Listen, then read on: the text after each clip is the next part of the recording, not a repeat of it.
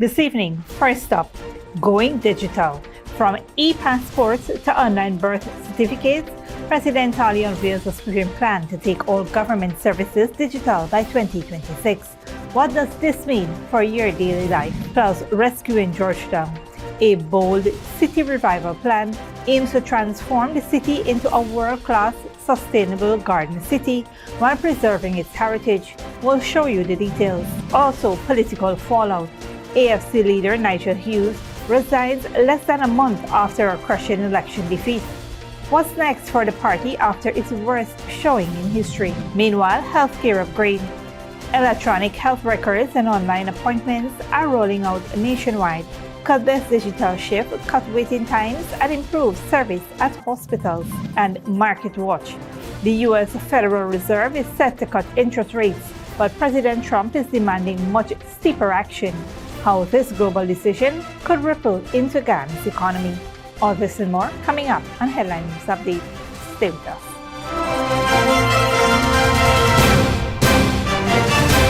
Welcome to this broadcast of Channel 2's Headline News Update for September 17, 2025. I'm Bibi Bacchus. Thank you for joining us. First up, Ghana is accelerating its national digital transformation with the full rollout of e-passports, electronic birth and death certificates, and enhanced border security systems, President Dr. Mohamed Irfaan Ali announced on Tuesday.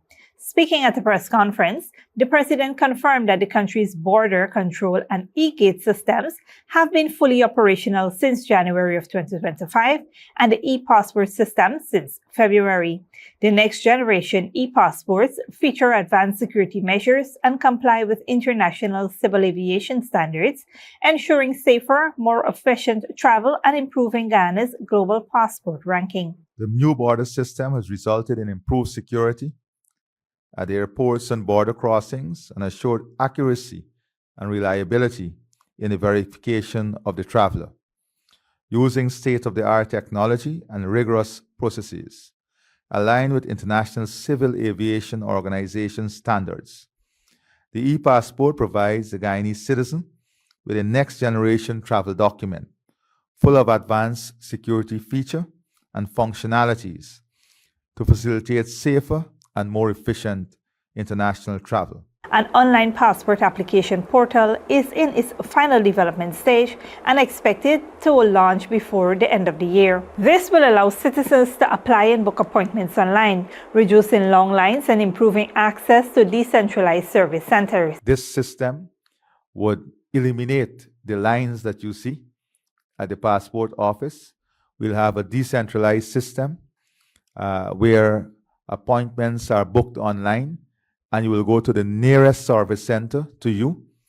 And on that topic also, we are now creating service centers in every region to have an integrated office where citizens can go and have any government services dealt with at that office. So they don't have to come to the capital. The ease of doing business, a great efficiency in the use of time, and at the same time, we are graduating all of the service to a digital platform.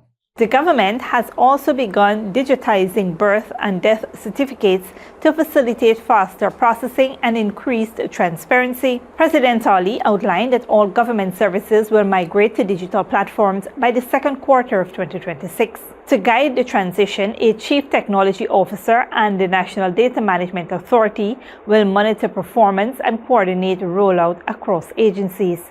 The president also linked the initiative to broader economic reforms, including plans to encourage financial technology opportunities and promote universal bank account ownership as the country adopts digital payment.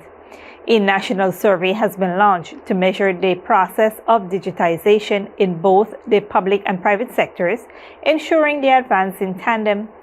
Dr. Ali emphasized that the shift to digital services will enhance transparency, accountability, and efficiency, reduce the time and cost of doing business, and lay the groundwork for a modern, fully digital economy.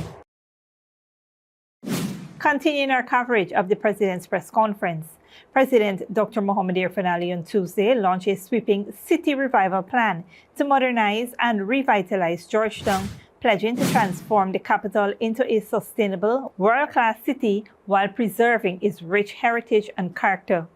Speaking at a press briefing at the Office of the President, Dr. Ali declared it was time to rescue Georgetown, citing years of mismanagement and inefficiency in the city's administration. The revival plan, designed in partnership with the King's Foundation, envisioned Georgetown as a modern garden city that celebrates biodiversity and cultural heritage. In support of the urban development framework and a wider vision for Georgetown set out in the Low Carbon Development Strategy 2030, 15 flagship demonstration projects are to be advanced. Projects such as development of recreational spaces, the enhancement of places of architectural heritage, the inclusion of biodiversity and celebration of our biodiversity in the city itself, and a series of educational programs that would be aimed at behavioral change and public education on the way we treat the city, on our own behavior within the city itself. Key priorities include food resilience and climate adaptation, improved sanitation and waste management, heritage protection, housing and infrastructure development, and a modern transport system to ease congestion. President Ali emphasized that the transformation will necessitate robust collaboration among the municipal council, government ministries, the private sector, and civil society. Private sector and every stakeholder, of course, the main city council, and every stakeholder would be part of advancing these plans. Our education system, the Ministry of Local Government, Ministry of Tourism, Industry and Commerce, all would play a critical role in advancing this transformation of our city. Beyond Georgetown, demonstration projects such as the Outer Georgetown Low Carbon Market Town and the Silica City Master Plan are also planned to pilot models of sustainable urban growth. President Ali emphasized that the initiative is not just about infrastructure, but about fostering civic pride, efficiency, and a renewed sense of identity for the nation's capital. On a different note, Alliance for Change leader Nigel Hughes has resigned less than a month after the party's crushing defeat in Ghana's September 1, 2025 general and regional elections, party officials confirmed. Hughes, who became leader on June 29, 2024, declined to comment publicly and referred all questions to AFC's General Secretary. In a resignation letter, Hughes accepted full responsibility for the party's poor performance, stating that unfortunately, the results were beyond disappointing, the responsibility for which rests solely on my shoulders. The AFC secured just 3,610 votes across all 10 electoral districts, gaining no seats in parliament, its weakest result since entering politics. By comparison, the party captured 5 seats in 2006 and 7 seats in 2011. Hughes described his decision as his immediate resignation and thanked the party for entrusting him with leadership during difficult times. Despite the setback, he expressed confidence in the AFC's future role in Ghana's politics and offered best wishes and support to the party's executive. The AFC now faces the challenge of rebuilding and redefining its political relevance following one of its most disappointing election performances. The resignation of Nigel Hughes marks a pivotal moment for the Alliance for Change, leaving the party at a crossroad after its historic electoral setback. As senior members work to ensure leadership continuity until a successor is chosen, the AFC faces the urgent task of regrouping, reconnecting with voters, and redefining its role in Ghana's political landscape. The coming months will be crucial in determining whether the party can recover from its defeat and reclaim its place as a meaningful voice in national politics. Stick around when we return. Electronic patient records to go live nationwide by mid-2026, and drug bust. Minibus passenger arrested with over 25 pounds of narcotics.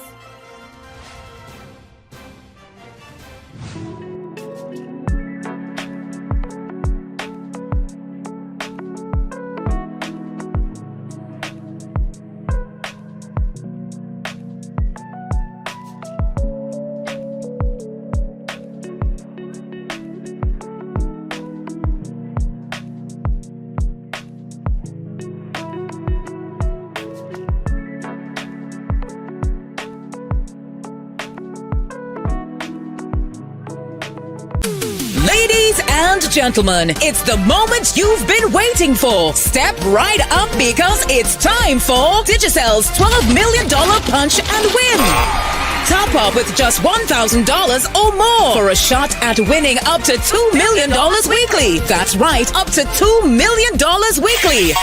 6 weeks, $2 million per week. Will you be one of our lucky winners? There's only one way to find out. Top up, punch, and win. Only with Digicel. Digicel, better connected. Sneakily with a gift of sight from Modern Optical Services. Let our professional team examine and prescribe what's best for your eyes. Common smiles make fashionable faces. See us for a full line of optical services, including brand name and prescription eyewear.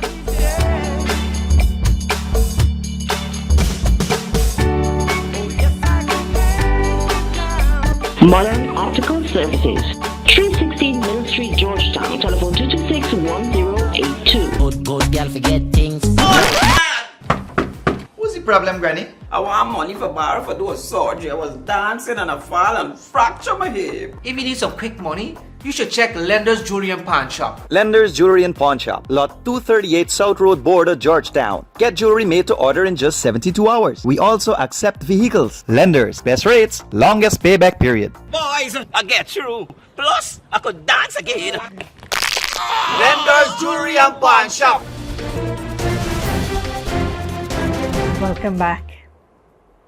Guyana's healthcare sector is set for a major digital overhaul as the government moves to introduce electronic patient health records and an online appointment system. President Dr. Mohamed Irfan Ali announced this week. The first phase of the electronic records program began at the Georgetown Public Hospital Corporation in March of 2025 and is scheduled for completion by mid-2026. In modernizing the healthcare system is the electronic patient health record system.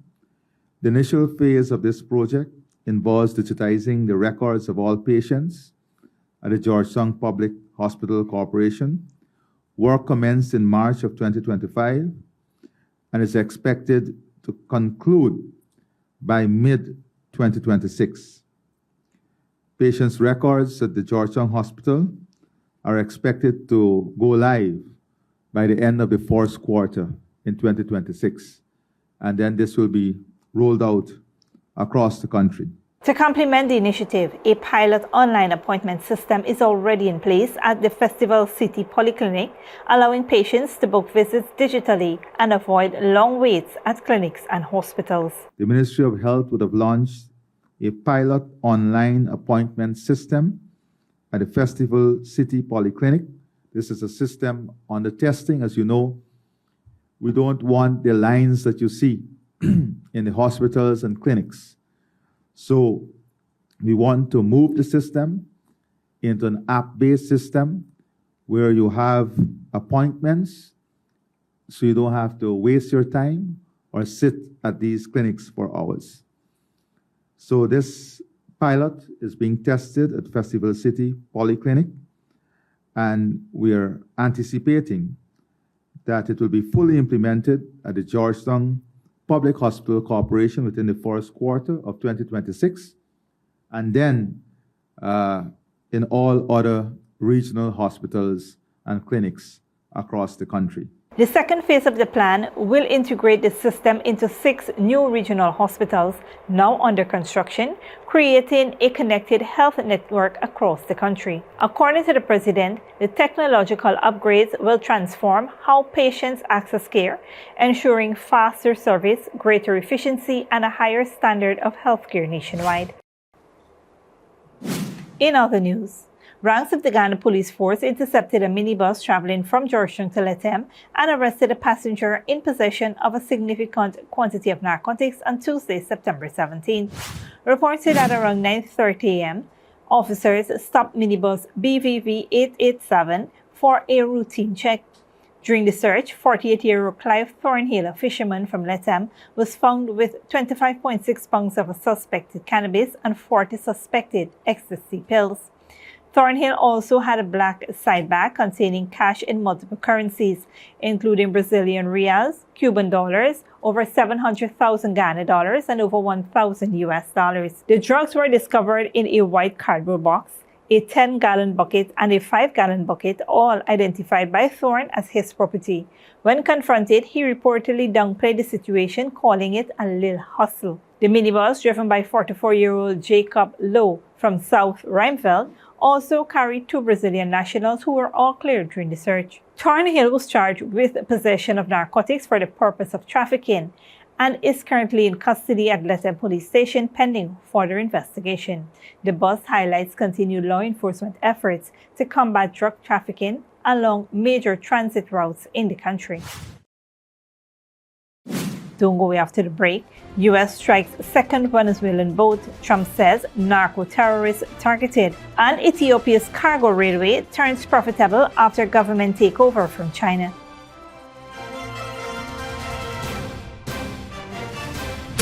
Ladies and gentlemen, it's the moment you've been waiting for. Step right up because it's time for Digicel's $12 million punch and win. Top up with just $1,000 or more for a shot at winning up to $2 million weekly. That's right, up to $2 million weekly. 6 weeks, $2 million per week. Will you be one of our lucky winners? There's only one way to find out. Top up, punch, and win. Only with Digicel. Digicel, better connected. Good girl forget things.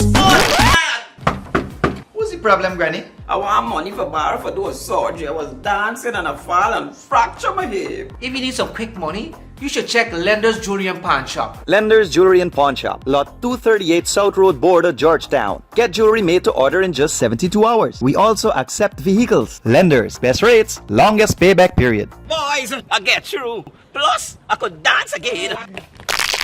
Lender's Jewelry and Pawn Shop. Sneakily with a gift of sight from Modern Optical Services. Let our professional team examine and prescribe what's best for your eyes. Current smiles make fashionable faces. See us for a full line of optical services, including brand name and prescription eyewear.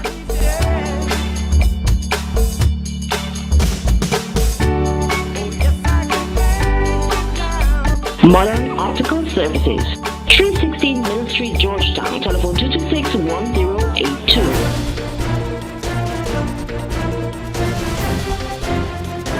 Welcome back. Now we take a look at what's happening in the region and around the world. Good evening, I am Nikit Ford. In tonight's regional and international news segments, CARICOM condemns Guatemala incursion into Belize. The U.S. strike another Venezuelan boat. Trump pressured the Fed as market watch closely. And Ethiopia cargo railway turned profitable under state control. We will begin with Belize. CARICOM has demanded that Guatemala halt military actions in Belize Sartún River, calling recent incursion Frigant's violation of sovereignty. Belize reported that Guatemalan troops raised their flag and obstructed navigation. The regional body reaffirmed support for Belize territorial integrity while urging restraint and OAS-assisted cooperation. Meanwhile, in South America, Donald Trump said that the U.S. has struck a second boat traveling from Venezuela. Al Jazeera Alex Gatopoulos reports. A second boat is hit off the coast of Venezuela, the latest target destroyed as the United States expands its military presence in the Caribbean Sea. President Donald Trump quickly acknowledged the operation's success. We have proof. All you have to do is look at the cargo that was like it's spattered all over the ocean. Big bags of cocaine and fentanyl all over the place. And it was, plus we have recorded evidence that they were leaving. President Trump has been keen to use military assets in counter-narcotics operations. Venezuela has been targeted by the United States as a major exporter of cocaine, the Pentagon sending the biggest U.S. task force to the region in years. Missile cruisers, amphibious landing ships, helicopter carriers and a submarine capable of carrying out attacks on land have all been sent, along with 4,500 sailors and Marines. This force has been reinforced by 5 F-35 stealth jets sent to nearby Costa Rica. No es una tensión. This is not tension, it is outright aggression. Judicial aggression when they criminalize us. Political aggression with their daily threatening statements. Diplomatic aggression and ongoing military aggression. The Trump administration's focus now includes Colombia, a major exporter of cocaine, despite the decades-long drugs war fought between the government and traffickers. Colombian President Gustavo Petro remained defiant, reacting angrily to the news of the boat's destruction. They just destroyed another boat with 3 people. Killing 3 unarmed, unshielded passengers with a missile is murder, even if they carry cocaine. The US government is killing Latin Americans in their own territory. It's our territorial waters. They have no right. Despite Colombia's efforts to curtail the cultivation and export of the drug, the US has decertified the country as an ally in its fight against drugs, which will cost Colombia millions of dollars in lost American aid. President Trump is taking an increasingly confrontational approach to drug trafficking into the United States, as both the Colombia and Venezuelan leaders remain defiant. Alex Katopoulos, Al Jazeera. The eyes of the global financial markets are on the U.S. Federal Reserve. Al Jazeera Patty Culhane reports. It's been one of the most talked about relationships in Washington. U.S. President Donald Trump and the Federal Reserve Chairman Jerome Powell, he appointed in his first term. Trump has denigrated Powell repeatedly while taking unprecedented steps to sway the Federal Reserve Board's decisions. He tried to fire Lisa Cook from the board. The courts have decided he can't, so he is appealing that decision to the Supreme Court.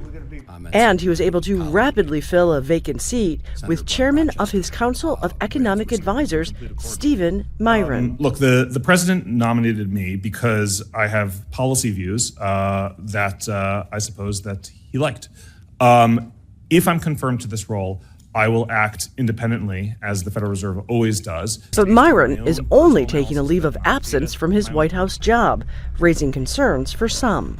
Moran will be nothing more than Donald Trump's mouthpiece at the Fed. He has no independence, no sympathy for American families and businesses suffering from his policies, and a fundamental misunderstanding of how the American economy works. The president himself seemed to shed doubt on Myron's independence. I'm going to call him in a few minutes from the helicopter. And he's a good man. Most of you know him. He's very talented. He'll have a big influence on this. Went too late getting his rates down.